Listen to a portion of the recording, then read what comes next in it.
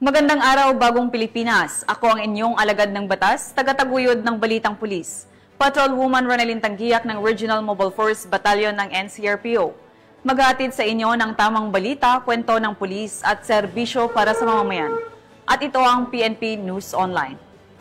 Ang pangunahing balita ng Police News Network, alagad ng batas, tagataguyod ng Balitang Pulis.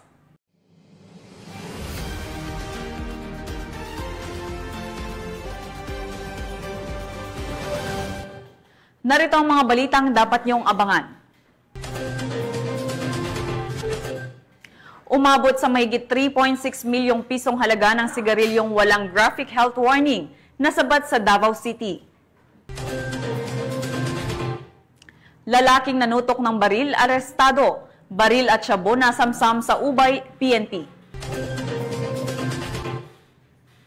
At dating supporter ng makakaliwang grupo kusang nagbalik loob sa pamahalaan. Baril isinuko. Hala, may mali ako dun ah.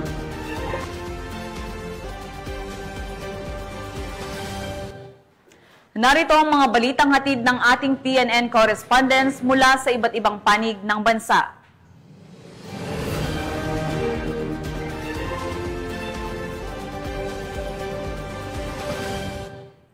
Simulan natin ang balita mula sa bahagi ng Luzon.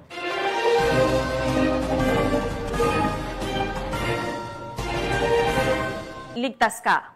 Mula rito sa tanggapan ng tagapag-ugnay ng pambansang pulisya, ako ang inyong alagad ng batas, tagataguyod ng Balitang Pulis. Patrolwoman Ronelyn Tanggiak mula sa Regional Mobile Force Battalion ng NCRPO.